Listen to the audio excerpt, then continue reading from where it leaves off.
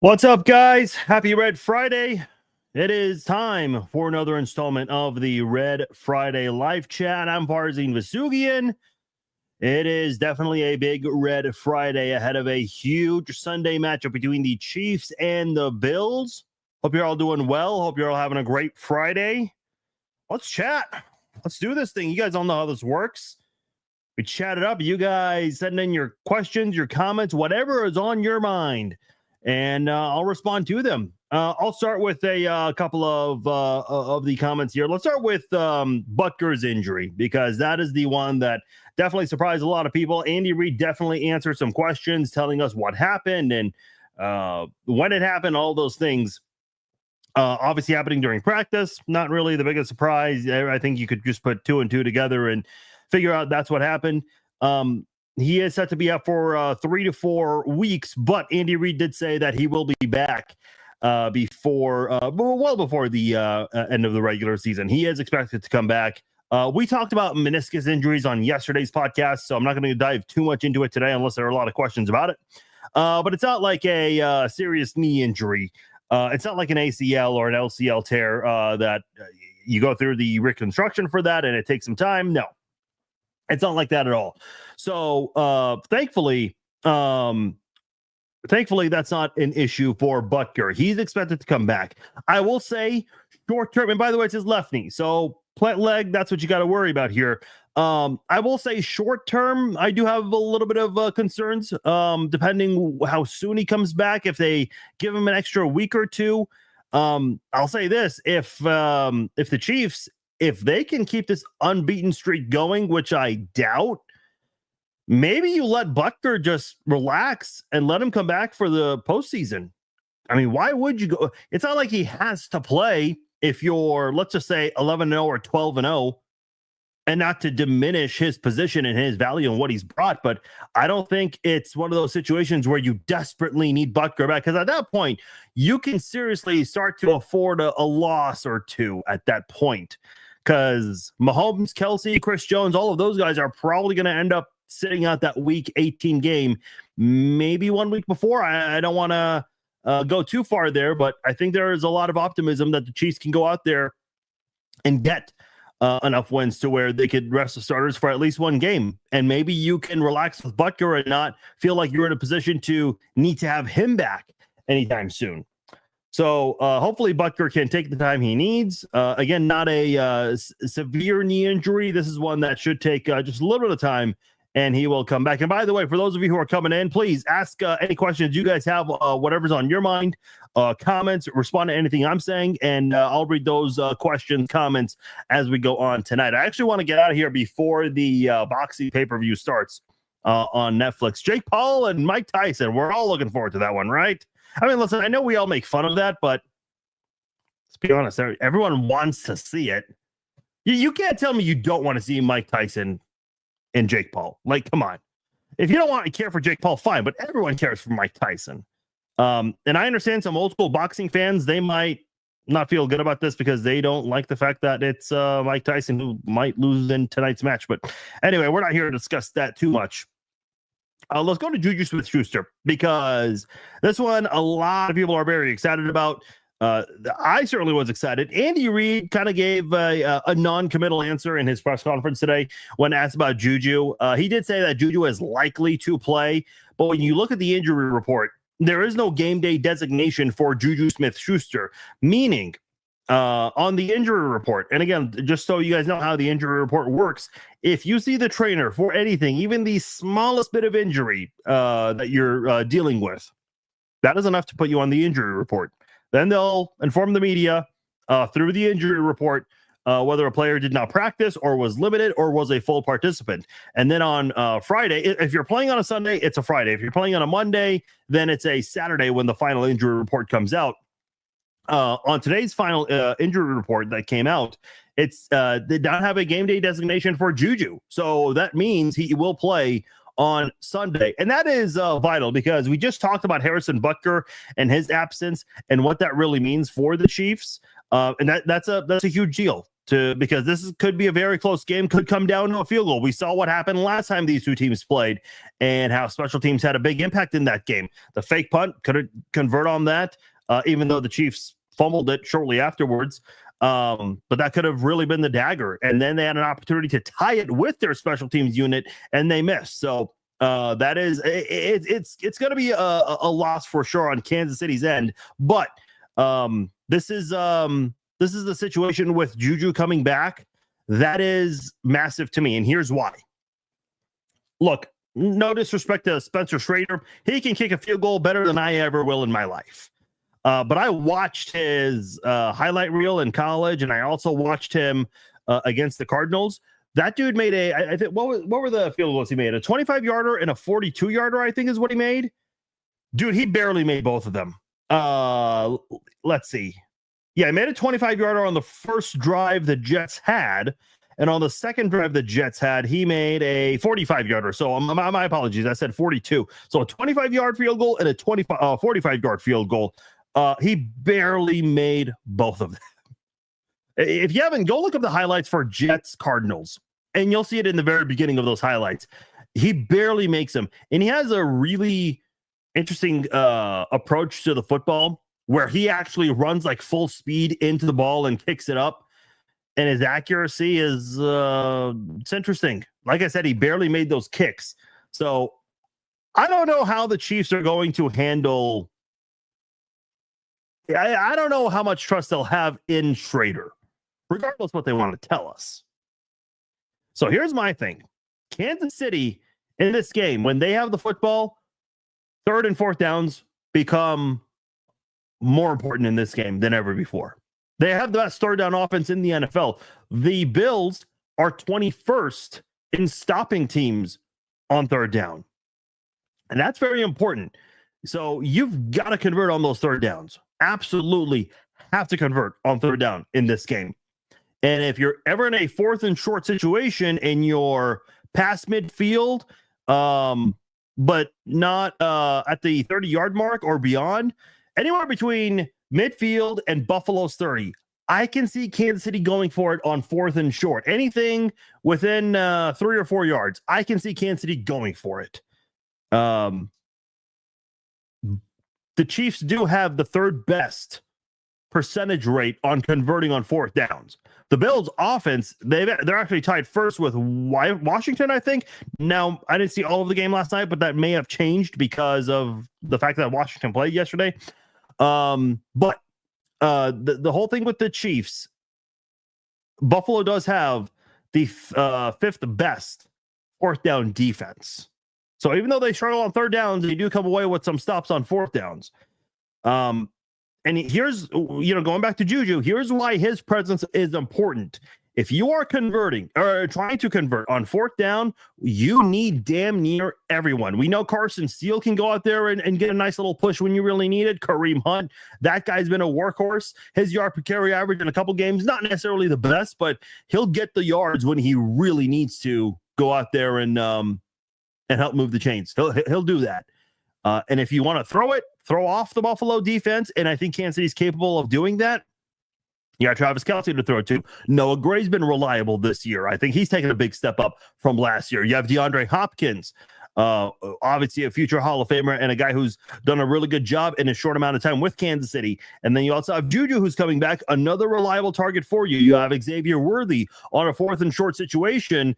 If Xavier Worthy can use his speed and quickness to get separation, well, hey, all you got to do is just get that ball to him, and he can go out there and get you that first down with his speed by creating separation. So you're going to have a lot of very important pieces on fourth down.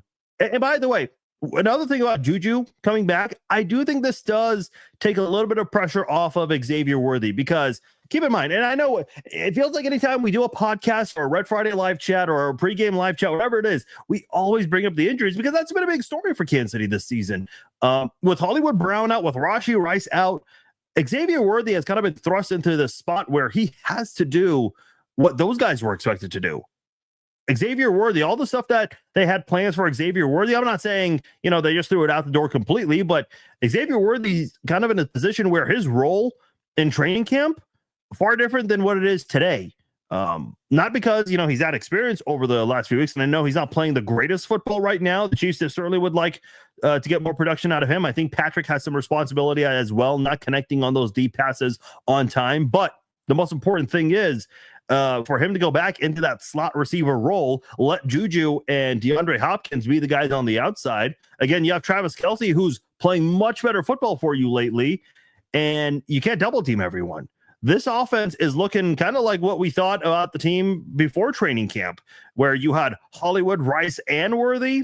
Well, now you have DeAndre Hopkins, JuJu, and Worthy, and Kelce, and Kareem Hunt. Carson Steele, again, a guy who can get a big push for you when you need it. Samaje Perine. Let's talk about Samaje Perine for a moment here, because Perine is not someone who was getting involved much. And I kept saying for a long time, take the workload off Kareem Hunt a little bit. Not saying he's not capable of it. And I know Andy Reid and Kareem both gave a vote of confidence in the workload that Kareem's getting, but you'd like to alleviate that a little bit, don't you? So use Samaje Perine more, and the Chiefs have been getting Perine involved more, and maybe it just took a little bit of time. So because Perine joined the team after all of the roster cuts after the preseason, so maybe it took a little bit of time for him to get used to the offensive scheme because he's gotten more involved in the last two games for Kansas City. So that's a guy who Mahomes will definitely look to throw to. A lot of people said he's very similar to Jerick McKinnon, and how he can get out of the backfield and catch passes and make some plays. We were seeing that a little bit, just a little bit, but certainly more than what we've seen before the last two games with Perine there. So I'm very curious to see what they do there. This to me here is a huge deal that JuJu's coming back. Huge deal. Buffalo, by the way, I know we're talking about Kansas City's injuries. Buffalo's got a lot of injuries right now. A lot of injuries. Dalton Kincaid, I know he's not having an eye-glowing season, but he's had some good moments against Kansas City. So is their other tight end, Dawson Knox. Dawson Knox is going to be playing a lot because Kincaid is injured with a knee injury he suffered last week. He's not going to be available for this one. They already confirmed that rookie, Keon Coleman, he's not going to play in this game. And then Amari Cooper, he is questionable with a wrist injury. And by the way, to be clear, Keon Coleman also has a wrist injury. So two wrist injuries to two wide receivers there. But the word is Cooper is expected to play in Sunday's game. So the Chiefs getting a wide receiver back, and the Bills expected to get a wide receiver back. So that is that's going to be interesting to see how both offenses really try to utilize those two receivers coming back from injury. If you guys have questions, comments, I have not read any yet, and I'm about to do so very shortly. Please ask whatever questions or comments you have. If you guys want to respond to anything I'm talking about, please feel free to do so. Whether you agree, disagree, let's chat about it. Let's have some fun with it. Quick reminder, Sunday in the morning, 11 a.m. Central Time, we will do the pregame live chat since it is a 3:25 kickoff game. And then halftime, we'll do our halftime live stream. So come join us at halftime. It's going to be a quick one. We'll recap the first half, talk a little bit about the second half, what to expect. And then after the game, we will do the Chiefs Zone podcast live, taking your video calls. So make sure you guys call in. You just got to click the link, turn on your camera, your video, essentially your audio, and we can chat it up face to face. That'll be a lot of fun. So let's do that after the game. I know there are going to be a lot of thoughts, win or lose, after this one, because it is a big game here. Before I get to the comments, just my quick thoughts on Chiefs Bills. So on Wednesday's podcast, I said 23-20. That means your kicker is going to kick 3 field goals. Well, I made a little change. I said, you know what? Let's just go 24-20, because I don't think you're kicking 3 field goals with Spencer Schrader. I no disrespect to Schrader again, but I just don't think the Chiefs are going to go that route with a rookie kicker who is not necessarily the most accurate. And listen, he was on a practice squad, so you're not getting Adam Vinatieri. I mean, those kickers are not available, unfortunately. Not a lot of teams have kickers on a practice squad. Just happen to have one, and the Chiefs liked him enough to go get him, obviously. So they feel pretty confident in him and his abilities. But how much confidence they have in him, we'll see on Sunday. I just think this is going to come down to, and I know this is such a cliche, and people have probably said this millions of times, it is going to come down to who makes the fewest mistakes. It is going to come down to who's going to be more aggressive. Because I think, again, I kind of said it earlier with JuJu coming back and Butker being hurt, I think you're going to have to be aggressive if you're Kansas City. You're going to have to go out there and maybe go for it a little bit more on fourth down than you usually have this season. The Chiefs are 8 of 9 on fourth downs this season. That is the third best conversion rate in the NFL. So I think you're going to see the Chiefs do more of that. And then obviously defense. Listen, I'll say this right now.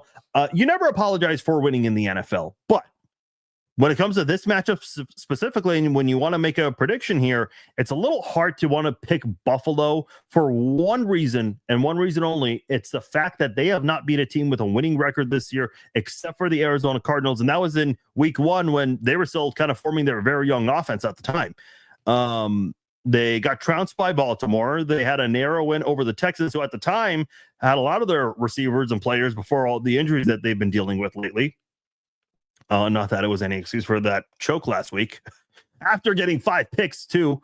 But I just feel like Buffalo, and as good of a season as Buffalo having, and this is by far Josh Allen's best season, especially with the turnovers. I've been a big critic of Josh Allen because of the turnovers, and he's limited that this year. He might be the most improved football player this season, but he has not played a lot of good defenses. And last week when he didn't have Cooper and Coleman, and Kincaid suffered that injury, he went out there and threw 2 picks. He ran for a touchdown, but didn't throw any. And you're going to be facing a much more challenging Chiefs defense. And I know I know the Chiefs defense didn't have the best game against Bo Nix. They held them to 16 points. Okay, maybe they make that, 14 points. And if they made that field goal, it would have been 17 points. But they held them to fewer than 20 points. Now, I'm not comparing the Broncos and Bo Nix to Josh Allen and the Bills, but what I'm saying is whoever the Chiefs go up against, they do a good job of limiting them. They have not allowed 28 points in 29, 30 straight games. I mean, that's impressive. That is very impressive. So this is a Chiefs team right now, defensively. They're going to do what they've done in so many games during this 15-game winning streak. Go out there, pressure quarterbacks, send the linebackers, send the defensive back, have them go out there and get those sacks, get those pressures. Got to do that in this game. All right. Enough of me talking. It is your guys' turn now. Again, for those of you who are just tuning in, welcome. It is not too late. No, we're not wrapping up yet, although I will say I do want to wrap things up before the boxing pay-per-view starts. Tyson and Paul, baby. Tyson and Paul. Yes. Again, say what you want. Criticize all you want about those two guys, especially Paul, but everyone's going to want to watch this. Come on. Well, I know there are some people who don't have Netflix, but a lot of people do, and everyone's tuning in. Maybe Justin Reed kicks off. Yeah, he might. I actually proposed that idea yesterday that Justin Reed would be a good guy to have on kickoffs. And again, if you have if you don't have a kicker who, again, is not an actual defender, does not actually go out there and tackle, you can remove the kicker from the equation and you have one extra defender out there. And Justin Reed is someone who would be a good guy to have on special teams for sure. Hope JuJu is okay. It seems like they are bringing him back because it's Buffalo. It's super important he plays. Yeah, and it's a hamstring injury, so I'm not too concerned with it. He should have had enough time to recover by now. Hopefully he listen, and the 2 times that JuJu's been with the Chiefs, the year before last year and this year, he's dealt with some injuries, unfortunately. He had a concussion a couple of years ago, left the AFC Championship game against the Bengals, and then was able to come back in the Super Bowl. Had a really big second half. I know everyone just thinks about the holding on Bradbury, but he had a really significant second half in that game to help the Chiefs score on every single drive in the second half. But yeah, his presence is very important. It's going to be his first time playing alongside Hopkins. That's going to be a lot of fun to see. JuJu, Hopkins, Worthy, Kelsey. I mean, those pass catchers, those tight ends and wide receivers, Noah Gray. I like that a lot.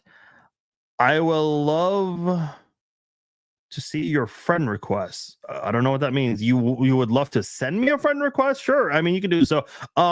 I don't check my personal account often, but every once in a while, I'll go on there and I'll see a bunch of friend requests and I'll accept, as long as you don't have a weird looking profile picture. If I see there's any signs of spam, yeah, you're getting deleted. But yeah, feel free. I mean, I don't post much on there, but I don't care. You guys can add me. He'll be better than Jake Elliott at least. Let's talk about that. Dude, that guy was getting booed by his own crowd. I mean, it's Philly, but yeah. The Chiefs definitely wasted a little time. I mean, they could have been competing with the Eagles to get him. Although the word was the Jets wanted to promote Schrader, and he turned that down to join the Chiefs. He knows it's a short-term deal with the Chiefs, and he still said, "Fuck it, I'm joining the Chiefs." I mean, listen, do you? I think you still get a ring, even if you're here for just 4 weeks. Do you not? I think you do. I remember there was a Royals player in 2016 who got some significant time for the Royals, and he got a World Series ring because he only was active for one game the year before in 2015, and that was enough to earn himself a World Series ring. He's breaking the record with a 60-plus yarder. Yeah, I mean, maybe. It's funny because I can't remember who it was. Was it Matt Amendola or Matthew Wright? One of them broke the record 2 years ago for longest field goal in Chiefs history. And the next week, it was Butker's first game back. He broke that record. And I think it was against Buffalo because they got a field goal with 12 seconds before halftime. I think that's how it all went down. So, yeah, by Kansas City's luck, that could happen. Other than being cheap, why were the Jets so eager to put him on the 53-man roster before Schrader left? Listen, I didn't really spend too much time looking into the Jets kicking situation. That's the least of their problems right now. By the way, speaking of the Jets, just a rumor, but word is Matt Nagy is connected to the Jets right now. That's the word. Take where you will for that. God, I hope they hire him. I'm so pissed Eric Bieniemy doesn't get a job. But if they want to not believe in his abilities, I hope he comes back here. Him or Doug Peterson or Mike Kafka if the Giants let him go. I believe we will beat the. Okay, all right. I can't be putting that on the screen.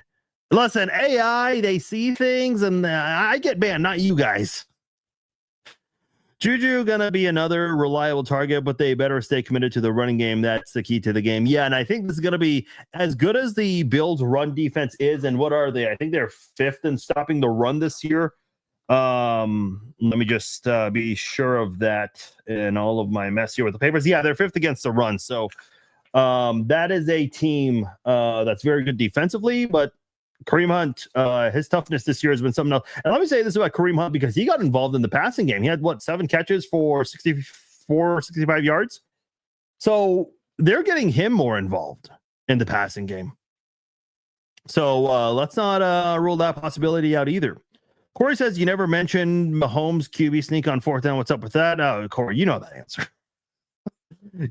Listen. I've had this stance that it's so ridiculous the Chiefs are afraid to give Mahomes a QB sneak. Guys, I've had a change of heart with this. I really have. And I think it's more so because of the injuries this year. It's like, you know what? Let's just not risk it at this point.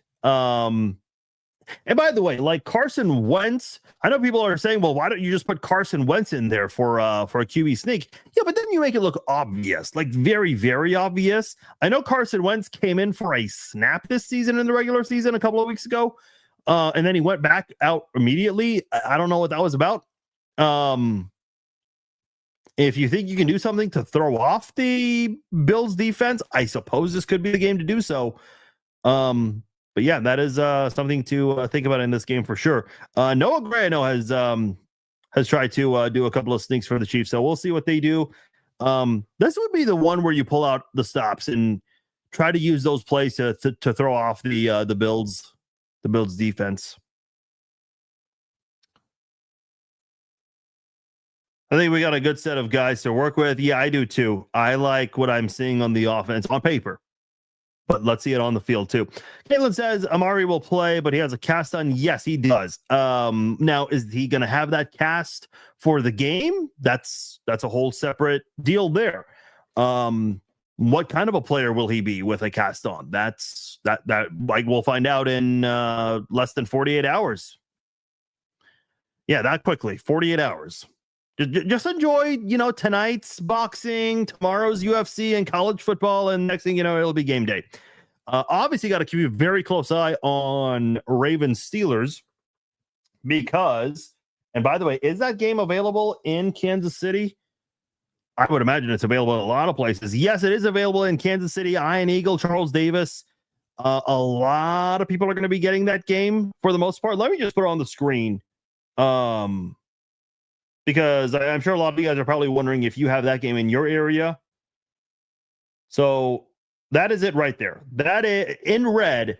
That is Baltimore, Pittsburgh. Now, if you're wondering what the other games are on this color-coded map, blue is Jacksonville, Detroit, a game that has zero significance to Kansas City. Indianapolis and the Jets in the green. Very few places are getting that. Basically, it's the New York area and the Indianapolis area. That's it. Those are literally the two places getting the game. And then you have Minnesota, Tennessee in yellow there. And then in orange, you have the Raiders and Miami. All 5 of these games are 12 o'clock games. If you're in Alaska or Hawaii, you get Ravens Steelers. Listen, if the Ravens beat the Steelers and the Chiefs beat the Bills, I mean, you are in the driver's seat for the number 1 seed. Like at that point, if you're the Chiefs, you do not need to scoreboard watch. You just need to take care of your own business. You can afford 1 or 2 losses before Christmas. That is huge for Kansas City. That is huge. Absolutely huge. Butker has a torn meniscus, which, again, if you missed it at the beginning of the podcast, not the worst knee injury in the world. Very minor. He can come back in a month. But if the Chiefs have a very good record going into mid-December, maybe he's worth holding out for another week or 2. Don't rush him back. Save him for the playoffs. Yeah, I said 24-20 also, Layla. So you and I are in a great minds think alike. If the Chiefs win on Sunday, the 1 seed is pretty much locked in, and it's only week 11. I would add the Steelers losing to the Ravens. I know I just said that, and I know your comment was about 10 minutes ago, Matthew. But yeah, I do think that's going to be the case. What rivalry game am I looking forward to the most this weekend? Yeah, I think I just answered that also. Sorry, Matthew. I just got to your questions, and I kind of answered them before I got to your questions. But yeah, Ravens, Steelers. That is a huge game, both for those two teams for divisional implications, and then for Kansas City, a Ravens win does give them massive, really a massive lead, because everyone in the AFC has at least 2 losses except for the Chiefs. You beat Buffalo, and if the Steelers lose, you have a 3-game advantage over the Steelers. Pre-tiebreaker, mind you. And then with the Bills, they'll have 3 losses, but you'll essentially have a 4-game advantage over them because of the tiebreaker. That's why a Ravens and a Chiefs win this Sunday, very crucial. Very, very crucial. We signed Butker off the Panthers practice squad. Yes, Kevin, we did, and I've seen some people bring that up as well. Unless not every player is alike. I know, to me, it's like, okay, well, you got, Joe Schmo with the 199th pick. You know who else was 199? Tom Brady. Well, okay. I don't know, man. Like, I'm not going to just say, hey, just because you got him off one practice squad, he's good. Because, again, just what I saw on film, it's not the most encouraging from Spencer Schrader. The two field goals he made were he barely made them. And that's the only scoring the Jets had. And you all know how bad the Jets have been this year. Like, really, really bad. Really bad. Dude, Devontae Adams went from a 2-win team to a 3-win team. Seriously, like, what is the obsession with the Packers reuniting in New York? What, like, do people think they're going to suddenly win a Super Bowl now because they did it before? Like, I don't get it. I mean, it's cool that they're all, it's like reuniting with your high school or college buddies, but you didn't win when you guys were younger and played together before. So what are you going to win now? With a 3-win record, by the way. Rashee Rice still has the Chiefs leading wide receiver in yards. Yeah, that is pretty embarrassing. That is embarrassing. That's how bad. That's how rough it's been. But again, you're 9-0. Pacheco and Hunter are going to be quite a duo. Yeah, and unfortunately, we're not getting Pacheco back this week. Not too big of a surprise, but man, I mean, because it's like at times I would watch Pacheco and I would see, you all know Pacheco. I mean, the guy's tough. And I would compare his toughness and his ability to break tackles sometimes to Kareem Hunt. And now they're going to play together. So, if Hunt can just hang in there for 1 or 2 more games, he's going to get some help. And they're going to, Hunt even said it himself, this is going to be a great 1-2 punch. And he's used to playing and sharing the load with another running back. He did it with Nick Chubb in Cleveland. So Pacheco and Hunt together, yeah, I can only imagine how good. Here's a problem with this Chiefs season, and I'm saying that like the Chiefs are winless, even though they're undefeated. You have the following guys on your team right now. You have Hollywood Brown, Rashee Rice, Xavier Worthy, DeAndre Hopkins, and JuJu Smith-Schuster and McCole Hardman. It's a lot of fast wide receivers there. A lot of good fast wide receivers there. At running back, you have Kareem Hunt, you have Isaiah Pacheco, you have Clyde Edwards-Helaire, Samaje Perine, and Carson Steele.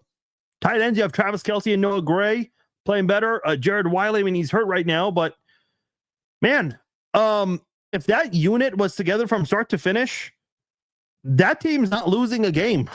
They're just not losing a game, but injuries are part of sports in a very unforgiving way. I've said that many times, man. That's the unfortunate part. But the Chiefs, they're not making any excuses about it. They're still finding a way to win. Still finding a way to win. Did Butker hurt his knee on kickoff? No, Chris. Field wasn't great with KU playing the night before. I think the field unit managed it well. I don't think it had anything to do with that. He did have a bad kick on the kickoff there, but I don't think that's what caused the injury. Andy Reid said it occurred in practice. So that's really all we know. Yeah, QB sneak does not happen anymore. Nope. Did it once, and that was Andy Reid said, nope, no more. We're done. Kansas City Chiefs' number. I don't know what that means, Robert. They have Buffalo's number? Well, at least in the playoffs. Oh, I love this comment, Mike. If Buffalo wins, everyone go. It was rigged for Buffalo. It was in the script. Yeah, that's what we got to do. This is a really good question. We have not talked about this at all in this live stream. A friend's asking, are you worried the Chiefs haven't tried to solve the left tackle situation? Mahomes is taking too many hits. Yes, Mahomes is taking a lot of hits. He's also doing the left tackle some favors by breaking away from some of those sacks. Am I concerned that they're not addressing it right now or don't have a solution at the moment? Not really, because I don't know who you're going to get right now. Donovan Smith, okay, doesn't really excite me. It's not the most exciting name in the world. Kingsley Suamataia, I mean, let me back up a bit. Denver does have a good front seven. I said that on the podcast last week. I said it every day going into the game. This is going to be the best and healthiest defense the Chiefs will have faced all year and probably will face all year. And that front seven, the two defensive ends and the two outside linebackers, they're very good. And we saw it. They certainly took advantage of the weaknesses at left tackle, especially when Kingsley came back into play. Well, I should not came back in that game specifically, but I'm just talking season overall. He came back. And, again, in the NFL, you just don't ever apologize when teams are dealing with that kind of thing. You take advantage of it. You capitalize on it, because if you don't, someone else will. And right now, Kansas City, they thought they had someone in Kingsley that could really be the solution at left tackle. Unfortunately, not the case. Does he still have time to grow? Perhaps. And you guys know me. I can be patient with this kind of thing, but the left tackle position, I can't afford to give a lot of patience on that. And I'm sure the Chiefs have the same mindset, because that left tackle position is very important. When you have a franchise quarterback like Patrick Mahomes, you got to make sure he has the best left tackle in the NFL. And if you don't, you got to go find one. Maybe not the best, but top 5. You got to protect your franchise QB's blind side. You've got to. And I know the Chiefs have had bad offensive tackle play last year and the year before, and they've won the Super Bowl both of those seasons. But is that the most ideal way to go about it? No, of course not. So Kansas City, I mean, this is going to be an off-season project. It's not happening during the season. Your only two options really are David Bakhtiari and Donovan Smith. And those guys are not necessarily free of injuries either, especially at this stage in their careers. So your options are continue with the young guys you have in Wanye Morris and Kingsley Suamataia. I know it's not the most exciting thing for people to hear, or go pick up a veteran. Maybe they've dealt with some injuries, but at least they have some veteran experience in Donovan Smith or David Bakhtiari. So those are your options. Thank you, Renee. Thank you. Appreciate it. It's honestly my favorite hat I've ever had. I don't know why. Like, I mean, you guys know me, not from here. I'm from the Middle East, came here, became an American citizen, very proud, call this place my home, over where I was born. So I'm just like naturally attracted to any like USA type of apparel, for hats. I have a couple of Under Armour hats that have the USA colors across the Under Armour logo. So anytime I see those kinds of stuff, I love it, man. I really do. Yeah, we want Baltimore to win because the Chiefs already have the head-to-head over Baltimore. Well, I mean, it's understandable. This has been a very fierce rivalry. It would have been a rivalry if you were not nervous. I mean, come on. If you were not nervous, it certainly would not have the magnitude. But even though Buffalo has not beaten any significant teams this year, that's still, you don't ever take them lightly, especially going into Buffalo, even though the Chiefs are 2-0 there. And you go out there and you try to pick up that win. So this is it's going to be very interesting to see. Okay, so I'm caught up on the questions here. Last comment I see is from Renee saying, "Go Chiefs." If I get another comment or two, I'll read that before I get out of here. I do want to say this because it's not related to the Chiefs right now, but it kind of is.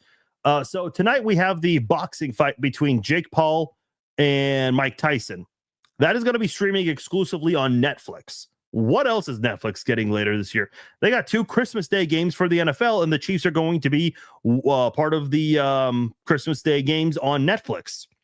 Netflix is basically doing their audition right now. I know they had, I think, a golf event earlier this year. They had the Tom Brady roast. That was a huge deal. But on the on tonight for boxing, you've got the Jake Paul and Mike Tyson fight. Obviously, Mike Tyson, regardless how old he is, he's going to be getting a lot of eyes into this fight. And Jake Paul, he's got a massive following as well. So this is going to get a lot of attention. And then for the NFL games, you got 2 really good games on Christmas. You've got the Chiefs and the Steelers. That could have massive implications for the number 1 seed, especially late in the season, the second to last week in the NFL season. And then after that, you have Baltimore and Houston, another game that could have massive playoff implications. You got 4, as of now, they're all in the playoff hunt. You have 4 teams in the playoff picture playing on Christmas Day. So you're going to get a lot of eyes for those games in 39 days. So how is the streaming service going to work for Netflix? Is it going to crash? Is Netflix going to be able to handle the amount of viewers they're going to have for tonight and on Christmas? A lot of people are going to be home on Christmas. So it's, and again, you have 2 great games. So it's understandable to believe that that a lot of people are going to be watching on Christmas Day, those 2 games, big games. Christmas Day games are better than the Thanksgiving games, if we're being honest. But what does this set up in terms of the future? Because ESPN Plus, they've got UFC games or UFC fights rather, the pay-per-views especially. We know Peacock, they love to get a playoff game, and Peacock could soon get Sunday Night Football if NBC wants to push and go in that direction, especially when you consider the fact that Thursday Night Football is exclusively on Prime. Is there a possibility ESPN Plus could put either the Manning cast or Monday Night Football on their streaming platform? That's very possible as well. Because if Netflix has a really good run tonight and on Christmas Day with the football games, I can see ESPN Plus and Peacock being like, hey, whoa. We don't want to lose anything here, and we want to put these games on our streaming platforms. Obviously, Peacock gets a playoff game. They did it last year with Chiefs Dolphins. They're going to do it again this year. I'm sure they're going to hope and pray that the Chiefs are going to be in the wild card round so they can get the Swifties to get Peacock again. But I think the most important thing to keep in mind is this is a test tonight and on Christmas. And if Netflix passes with flying colors, you're going to see Netflix put their name in the hat to try to get Sunday Night Football. And now I don't know the NFL and NBC what their contract is and when that expires. But if ESPN or NBC, if either one of them have a contract that's expiring soon, Netflix might put their name in the hat and say, "Hey, we got a place. We got a lot of viewers too." So I'm very interested to see how things play out tonight and on Christmas. And again, the Chiefs are going to be one of the 4 teams playing on Christmas Day on Netflix. So we'll see how that goes. And by the way, to be clear, if I'm take this with a grain of salt, don't quote me on this, but if I'm not mistaken, as long as you live in the Kansas City, Houston, Pittsburgh, and Baltimore markets, you will get the game on TV. You'll only get your local team. You're not going to get the other game on over the air TV. But just to be clear there, is it true about the coach of Denver complaining about the booing? I do not know, Relena. That's the first time I've heard it. Kenneth says, why do people think that Smith's him at sitting around 14 weeks should be a good replacement? I'm with you, Kenneth. I'm not really. That's not a name that excites me. And I get there's no one else available. Maybe he's better than Kingsley. Okay. Not really the biggest improvement, but you'll take some improvement, especially if Kingsley can't show improvement. I met Mike at a truck stop in my hometown. He was going to Dallas. Nice. Iron Mike Tyson, baby. I ran into Mike Tyson in Vegas once, and he was kind of in the middle of his like little entourage, and he had 7 or 8 security guards just like circling around him. And I'm like, man, good thing Mike Tyson has 7 security guards surrounding him, because I was thinking of kicking his ass. Of all people, Mike Tyson. I mean, listen, I get why he has it. It's not for him. It's more so for other people. But it's also funny, like the idea that Mike Tyson of all people needs 7 security guards. What's the difference between a dollar bill and a Buffalo bill? The dollar bill is good for 4 quarters. And we will end on that note right there. My name is Farzi Vasugian. Thank you guys for joining me for this edition of the Red Friday Live Chat. Again, a reminder, we will be back Sunday morning, 11 a.m. Central Time, to do the pregame live chat. So join me for that. And then we'll do a halftime live stream, recapping the first half and a little preview for the second half. Make sure you join for that as well. And then after the game, we will do the Chiefstone podcast live. We'll take your video calls. So click the link, turn on your audio and your video chat, comments, all that stuff. We'll do all of that after the game Sunday. It's going to be a big one. It's going to be roughly 48 and a half hours from now. So come back in 48 and a half hours for our post-game live chat. It's going to probably be our biggest post-game podcast of the season. All right, guys, I'm out of here. I'm Farzi Vasugian. Take care. Enjoy the fights tonight. Peace out.